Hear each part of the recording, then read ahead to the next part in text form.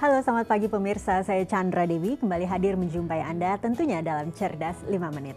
Pagi ini kita akan berbicara mengenai mengenal dana talangan atau CORT seperti apa. Bersama saya di studio Metro Manulife telah hadir Ibu Yeti Rohyatini, Vice President and Head of Unit Syariah dari PT Asuransi Jiwa Manulife Indonesia. Selamat pagi, Assalamualaikum Bu Yeti. Waalaikumsalam warahmatullahi wabarakatuh. Bu Yeti, bisa dijelaskan yang dimaksud dengan dana talangan atau CORT istilahnya ya Bu, ya itu apa sih? Ya, sebagaimana kita ketahui bahwa konsep asuransi syariah adalah awalnya niatnya tolong menolong. Ya. Kemudian mereka yang ingin menjadi peserta itu sudah meniatkan menyisihkan sebagian dari dananya yang kita sebut dengan tabaru. Dana yang dihibahkan itu akan terkumpul di dalam satu fund atau dana kumpulan yang disebut dengan dana kumpulan tabaru. Nah, ini adalah nanti yang menjadi sumber klaim. Kalau terjadi klaim dibayarkan dari dana tersebut gitu ya. Nah, lalu bagaimana caranya kalau ternyata si dana yang terkumpul di dalam kumpulan tabaru tadi kurang manakala banyak klaim yang muncul gitu ya. Padahal kita sudah berniat bahwa selalu mendahulukan hak peserta. Sehingga oleh karena itu pengelola asuransi syariah memiliki kewajiban untuk memberikan dana talangan, kita sebut dengan CORT. Kenapa? Karena nomor satu haknya kan harus terpenuhi dong ya, walaupun bagaimana keadaannya kita tahu bahwa ada satu momen mungkin klaimnya lebih banyak daripada kontribusi yang masuk, tetapi hak tetap hak kita akan utamakan. Nah, si perusahaan pengelola ini memiliki kewajiban untuk punya dana, sehingga bila terjadi yang seperti tadi bisa diberikan pinjaman sesuai dengan klaim yang muncul.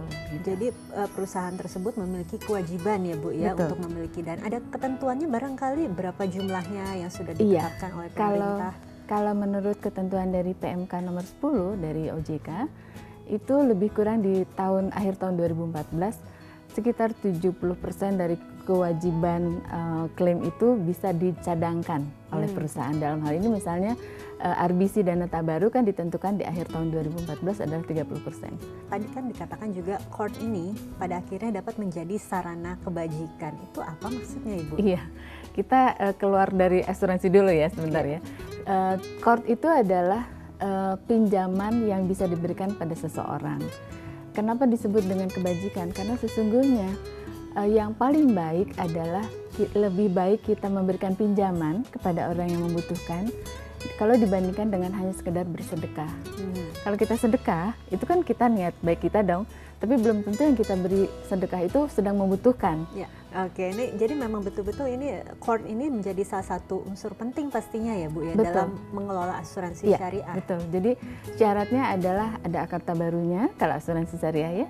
Ada akad tijaroh itu adalah akad komersilnya apa, misalnya mewakilkankah atau bagi hasilkah, Mbak Chandra udah hafal dong kalau bagi hasil ya. Atau misalnya nanti semuanya akan dikelola oleh pengelola, seluruh hasilnya nanti akan dikembalikan kepada pemegang polis, itu kita sebut dengan wakalah. Dan salah satu unsur yang paling penting juga adalah CORT tadi atau dana talangan yang harus dimiliki oleh perusahaan pengelola untuk membantu manakala terjadi klaim yang besar atau banyak, maka dana kumpulan tabaru tidak mencukupi, akan tetap dipenuhi hak peserta dari pinjaman dari dana pengelola tadi. Apakah kemudian dana talangan atau CORT ini dapat menjadi paling tidak poin terpenting bagi kita, ini barangkali calon investor, calon peserta asuransi syariah dalam memilih sebuah polis? Iya.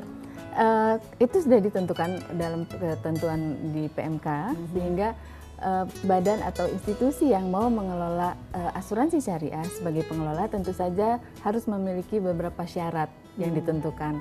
Kalau dari pendirian perusahaan itu sudah tersendiri, tetapi dari pengelolaannya sendiri dia harus memiliki tadi yang dana yang bisa dia cadangkan manakala terjadi klaim yang banyak, itu kita sebut dengan dana talangan atau CORT. Ibu Yeti, terima kasih atas informasi dan kehadirannya Ibu ya.